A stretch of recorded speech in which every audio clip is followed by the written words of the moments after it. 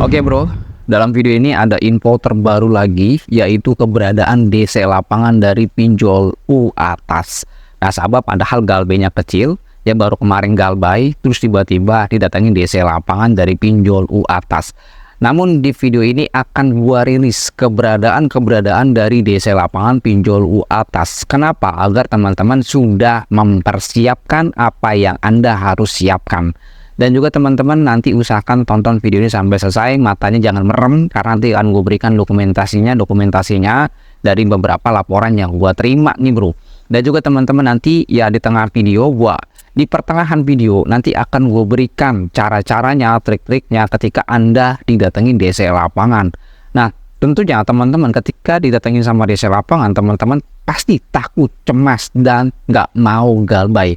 Insya Allah teman-teman setelah nonton video sampai selesai, teman-teman pasti berani galbainya dan siap, dan terutama nggak takut lagi tuh ketika DC-nya menemui Anda. Oke, kita akan masuk saja ke dalam pembahasan.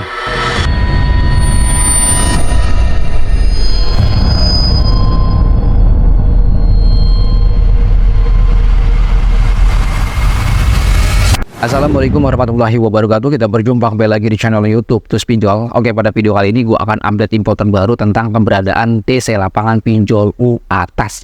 Ya, mungkin informasi ini nggak terlalu panjang-panjang dan nggak terlalu lama-lama. Langsung gue ke poinnya saja, langsung gue ke trik-triknya. Makanya teman-teman dengarkan, perhatikan ini baik-baik.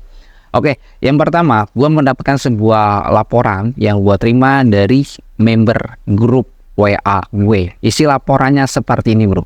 Isi laporannya yang pertama di sini teman-teman bisa lihat ya. Aku mau info FC U atas sudah sampai kota Malang. Agak kaget, kayaknya U atas lagi kejar target bisa sampai ke Malang. Pinjamanku sekitar 4 jutaan. Terus yang nemuin ibuku, mungkin bisa buat tambah info Kak, terima kasih. Nah itu bukti yang pertamanya. Nah ini dari member grup WA gue. Dan selanjutnya teman-teman juga bisa perhatikan lagi ya. Di sini teman-teman ya, DC lapangan dari pinjol U atas mendatangi ke rumah nasabah itu tidak bertemu dengan nasabahnya, melainkan ketemu kepada ibunya, kepada ibu nasabahnya.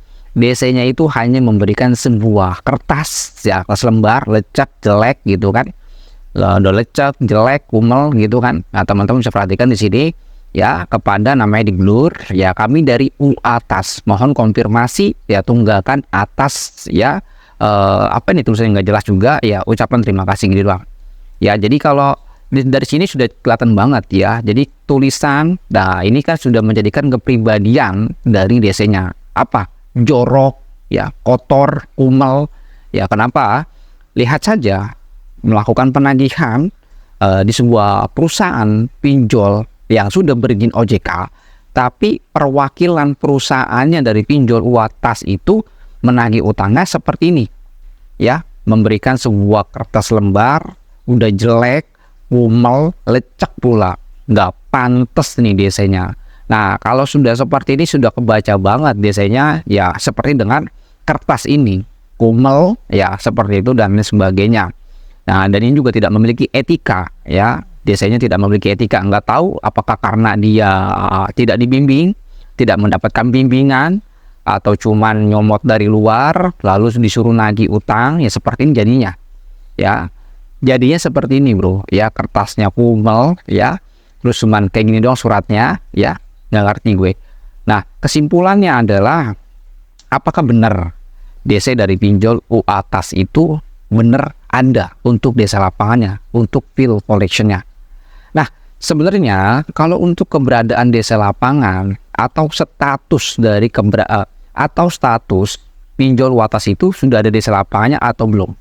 Jawabannya memang sudah ada untuk status ya DC lapangan dari pinjol U atas.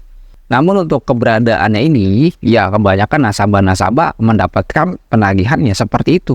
Ya sebagian mungkin ada yang mendapatkan seperti itu. Suratnya cuman selembar yang mungkin dipotong, dirobek, lalu cuman ya catatan singkat begitu saja, kertas kayak diuwel-uwel. Ya ini kan nggak ada etika juga, nggak ada penyopan santun juga. Ya, nah apakah itu mencerminkan sebagai DC? Tentu itu bukan mencerminkan.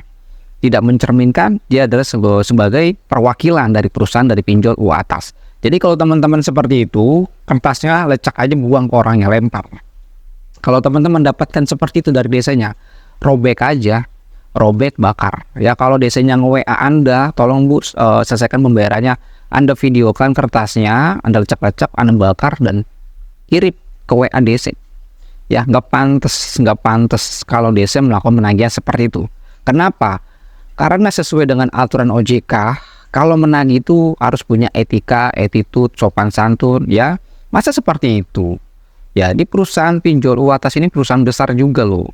Masa ya menerjunkan perwakilan dari perusahaannya seperti itu kelakuannya? Ya, apakah benar keberadaan DC lapangan dari pinjol atas ini sudah ada di Malang?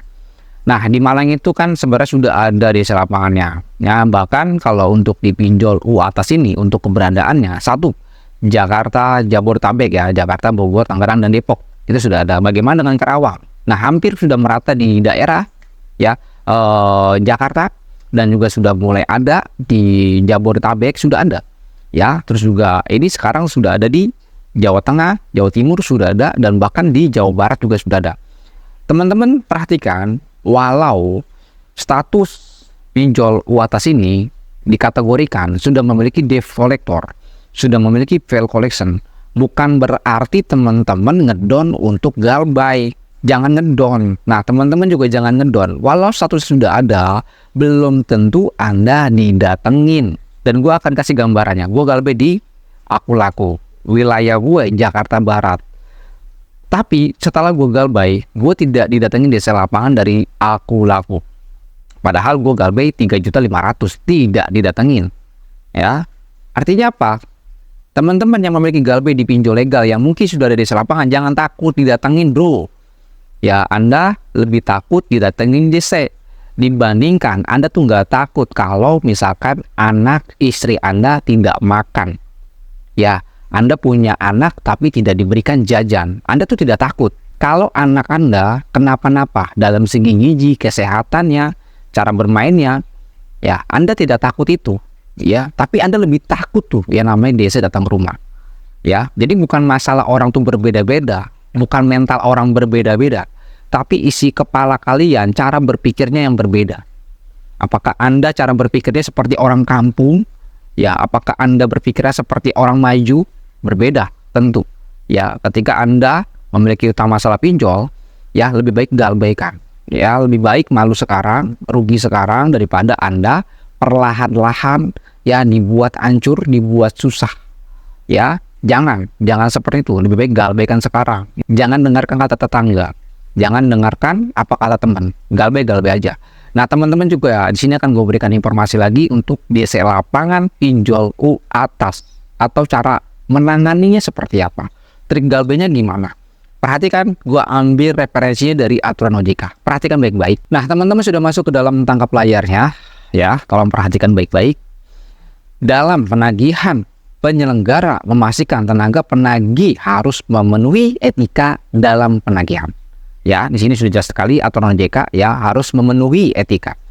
Dan selanjutnya, penyelenggara dilarang menggunakan ancaman, bentuk intimidasi dan hal-hal negatif lainnya, termasuk unsur sara dalam proses penagihan. Bahkan OJK juga mengatur waktu penagih bagi para penyelenggara kepada debitur maksimal hingga pukul jam 8 malam atau 20.00 waktu setempat. Jadi tidak 24 jam. Ya, jadi untuk penagihan debt collection dan juga debt collector atau field collection tidak 24 jam mereka menagih. Maksimal sampai jam 8 malam. Ya, teman-teman sudah lihat di situ dan teman-teman juga baca lagi ya untuk peraturannya. Kita masuk ke poin ketiga ya. Teman-teman perhatikan, tak boleh pinjam lebih dari 3 platform ya. Jadi kalau teman-teman punya aplikasi itu tidak boleh melakukan pinjaman sampai lebih dari 3 aplikasi. Yang selanjutnya di poin keempat adalah penagihan hanya sampai jam 8 malam ya. Ini teman-teman ya. Tadi sudah dengarkan. Dan selanjutnya teman-teman juga bisa lihat lagi ya. Para penyelenggara wajib bertanggung jawab terhadap semua proses penagihan. Jadi yang akan bertanggung jawab ini si pinjolnya bro, ya, ketika DC-nya ini ya melakukan pelanggaran. Artinya debt collector atau jasa penagih yang memiliki kontrak dengan pihak ketiga dengan pihak penyelenggara berada di bawah tanggung jawab penyelenggara. Memperketat aturan penagih, ini poin kelima, ya. Penyelenggara dilarang menggunakan ancaman, bentuk intimidasi dan hal-hal negatif lainnya, termasuk unsur sara dalam proses penagihan. OJK juga melarang penagih melakukan intimidasi dan merendahkan suku, ras, agama, dan antar golongan atau sara, harkat martabat, dan harga diri di dunia fisik maupun dunia maya atau cyberbullying, baik kepada debitur, kontak darurat, atau kontak debitur, rekan kerja, hingga keluarga. Tidak boleh bro, ya, tidak boleh. Ya, teman-teman pahami di poin kelima ini sangat penting sekali. Jadi teman-teman itu sebenarnya kalau ada peraturan seperti ini, Anda dilindungi sebagai nasabah, ya, Anda dilindungi. Jadi makanya teman-teman jangan takut galbay, jangan takut didatangi sama desa lapangan, galbay aja bro. Ya, kontak darurat bukan menagih, ya. Jadi di poin ke-6 ini kontak darurat bukan buat menagih, ya. Kontak darurat bukan digunakan untuk melakukan penagihan pendanaan kepada pemilik data kontak darurat. Kontak darurat hanya untuk mengkonfirmasi keberadaan debitur apabila tidak dapat dihubungi, bukan untuk menagih. Jadi fungsi dari kontak emergensi, kontak darurat yaitu hanya untuk mengkonfirmasi keberadaan debitur apabila tidak dapat dihubungi. Oke, dari sini teman-teman sudah paham. Sebelum menetapkan kontak darurat, platform P2P Lending harus melakukan konfirmasi dan mendapatkan persetujuan dari pemilik kontak darurat. Dengan demikian kontak darurat tak asal dicantumkan, ya. Nah, selanjutnya di sini ada yang namanya asuransi, ya. Jadi kalau teman-teman galbay itu ya utang Anda di cover oleh asuransi secara otomatis. Jadi bukan Anda mengajukan, tapi secara otomatis, bro, ya. Nah, mungkin segitu aja informasi yang gue bagikan, dan semoga aja dengan informasi yang gue berikan ini teman-teman ya berani lagi untuk galbay. Ya, jangan takut untuk galbay. Galbay adalah solusi yang paling terbaik. Anda galbay pinjol legal atau ilegal, galbay saja. Maupun Anda desa lapangan atau tidak ada desa lapangan, galbay. Ya sebelum peraturan ini diubah. Ya, sekarang sudah masuk presiden baru, ya ketika ada presiden baru tentu kebijakan dan peraturan itu pasti akan ada perubahan. Makanya teman-teman sebelum terlambat galbay sekarang. Galbay sekarang sebelum terlambat, ya. Gak usah takut. Anda galbay pinjol, ya, resikonya hanya seliko OJK, checking, dan tidak bisa pinjam lagi. Anda galbay pinjol tidak akan bisa disita aset kalian, tidak bisa disita barang-barang kalian, ya, tidak akan bisa dipidana. Enak banget bro, galbay di pinjol, enak banget. Udah galbay, ya arti galbay apa bang? Gagal bayar. Maksudnya gimana bang? Nggak usah bayar-bayar, begitu bro.